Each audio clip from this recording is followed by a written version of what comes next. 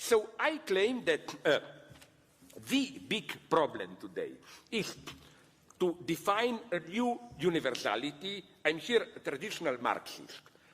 Capitalism's big result, we should celebrate it still, is that it dissolved our particular identities, it's opened up universality. And we have to go through this, as it were, through this zero level. We have to the only path to freedom is through this proletarian position where you are deprived of your roots. Jacques Derrida quotes a wonderful Jewish joke, and I think we should take it seriously, that on Sabbath or whenever they do it in Jews meet and have their confessions, prayers, whatever, doesn't matter, in their synagogue. And one wealthy Jew says, oh God, I may be wealthy, but I'm nobody, I'm nothing, you know, I'm nothing. That another Jew, a famous singer, whatever, says, oh God, it's the same for me, I may be famous, blah, blah, but I'm nothing. And then a poor Jew stands up and says, oh my God, I'm also nothing. And then one rich Jew says to the other, but who is this guy that he just thinks that he can say he is also nothing, you know? And, you know, this is, and they are right. They want the universality, always nothing. No, they were right. And here I also have a different attitude towards religion. I'm totally an atheist. Don't be afraid. But you know, when Marx said religion is the opium of the people, not for the people, he said of the people.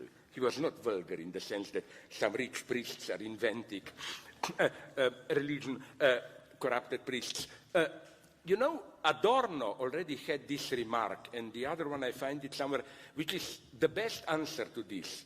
Namely, the idea is this one. Marx said religion is the opium of the people. But today, there are two other opiums of the people. You know which two? Opium and people. Many of us, you don't even need ideology. You have opium or some drugs, that's your opium.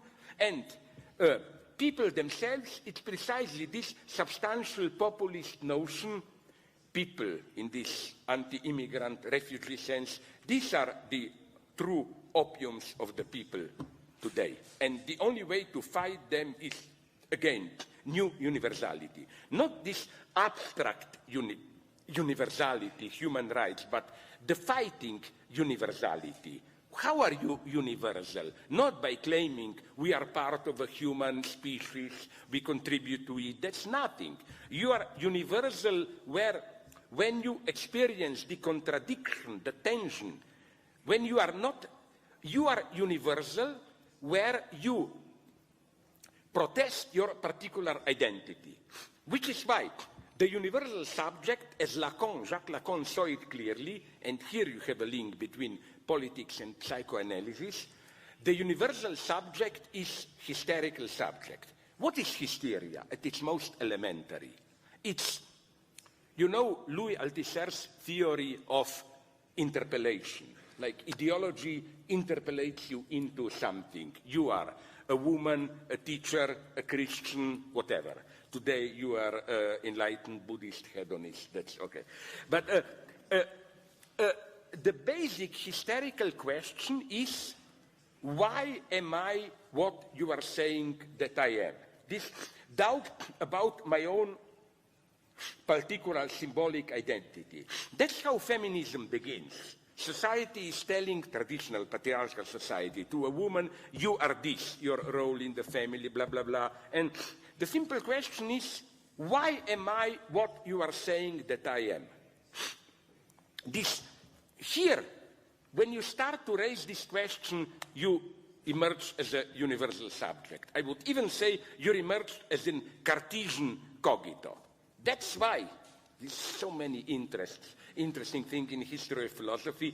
You know, this is the secret of Descartes.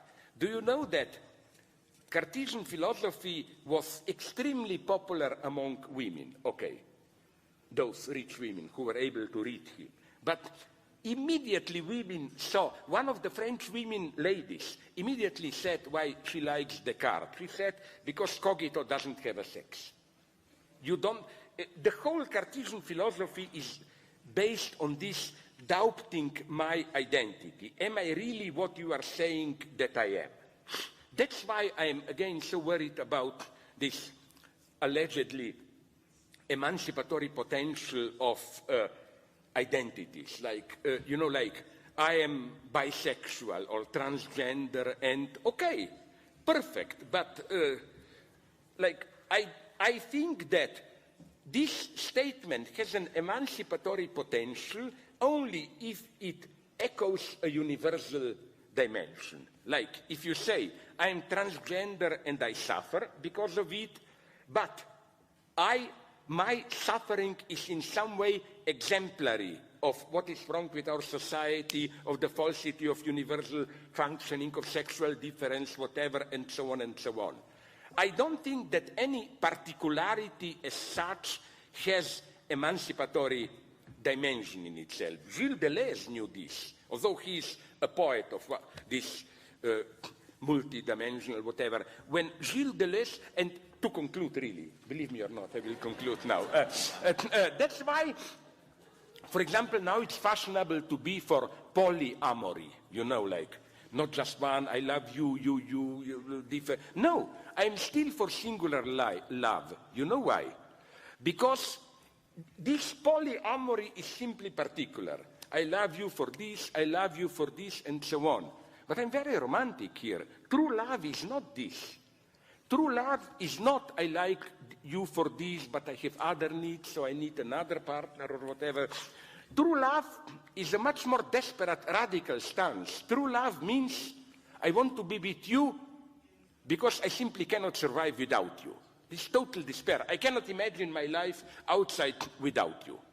And that's what today is more and more threatened, this crazy, radical love.